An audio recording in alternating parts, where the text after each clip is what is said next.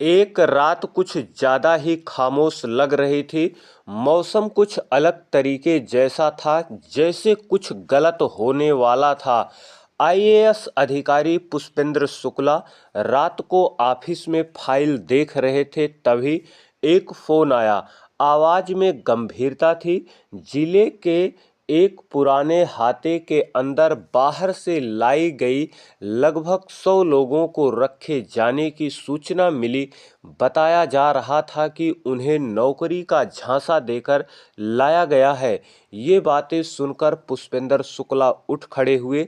अनुभव बता रहा था मामला साधारण नहीं है। बिना कोई समय गंवाए अपनी टीम को अलर्ट किया, लेकिन डर भी था। अगर ये सूचना सही पाई गई, हर मिनट का लेट होना किसी की जिंदगी को खराब कर सकता है। पुलिस की गाड़ियां अंधेरी रात में आगे बढ़ रही थी। पुष्पेंद्र के मन में एक सवाल चल रहा था, अगर अंदर के लोग डरे हों, उन्हें पकड़कर बंद किया गया हो, पुलिस का आना उन्हें और ज़्यादा खतरे में डाल सकता है। उन्होंने निश्चय किया, पुलिस की कार्रवाई बहुत सोच समझकर करनी होगी। बाउंड्री के बाहर से शांत दिख रहा था। बड़ा सा गेट बंद था। अंदर से थोड़ी थोड़ी आवाजें आ रही थी। पुष्पेंद्र ने टीम को रुकने का इशारा किया। वो खुद आगे बढ़े, सादी साल ओढ़े एक सामान्य आदमी की तरह गेट को खटखटाया। मैं बाहर से आए लोगों से मिलने आया हूँ। फिर अंदर से आवाज आई, गेट थोड़ा सा खुला। वहीं एक समय था जब पुष्पेंद्र ने अंदर झांक कर देखा। उनकी आंखों ने जो देखा, उसने उनके दिल को झकझोर दिया।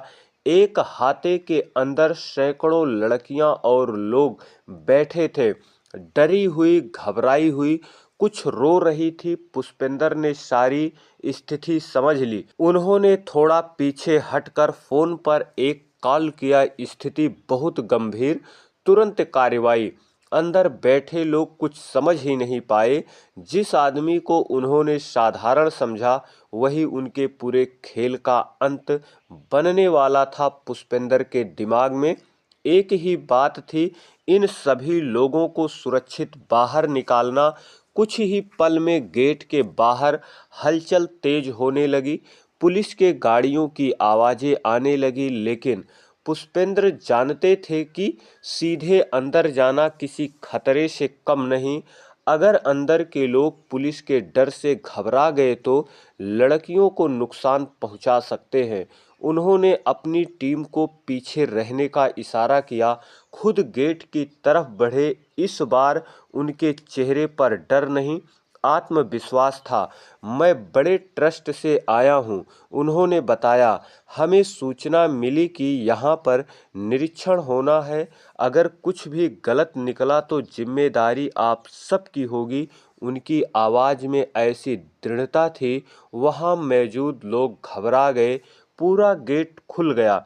जैसे पुष्पेंद्र अंदर दाखिल हुए, उन्होंने देखा दो व्यक्ति कुछ लड़कियों को एक छोटे से कमरे में ठूसने की कोशिश कर रहे हैं। यही वह सही समय था जब उन्हें एक पल भी नहीं गंवाना था। पुष्पेंद्र ने कठोर आवाज में कहा, अब कोई हिलेगा नहीं, पुलिस चारों तरफ से घेर रखी है। ये सुनते ही लड़कियों में हलचल मच गई। कुछ तो रोने लगी, कुछ तो उम्मीद भरी नजरों से पुष्पेंद्र की तरफ देखने लगे। बाउंड्री के बाहर चारों तरफ से पुलिस ने घेर रखा है, भागने की कोई जगह नहीं है। एक व्यक्ति पुष्पेंद्र की ओर बढ़ा, गुस्से में बोला, आप जानते नहीं हैं आप किस से टकरा रहे हैं। पुष्पेंद्र ने उसे घूरते हुए उससे कहा, मैं जानता हूँ, इसीलिए यहाँ हूँ। उनके इशारा करते ही पुलिस अंदर घुसी।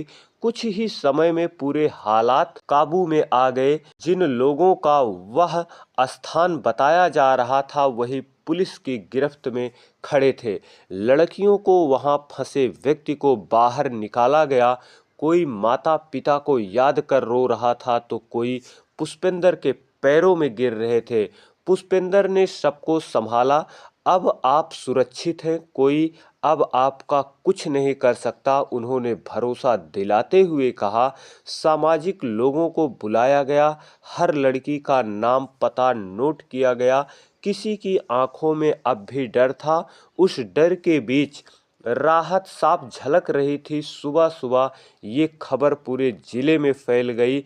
100 जिंदगियां जो खोने वाली थी वो आज खुली हवा में सांस ले रही थी। पुष्पेंद्र सबको जाते हुए देखते रहे। चेहरे पर ना तो मुस्कान थी, ना तो घमंड, बस सुकून था। उन्हें पता था यही उनकी पावर की असली ताकत है। उस दिन पूरे जिले ने एक आईएएस अधिकारी नहीं देखा, बल्कि एक ऐसा आदमी देखा जिसकी समझदारी ने 100 सपनों को बचा लिया।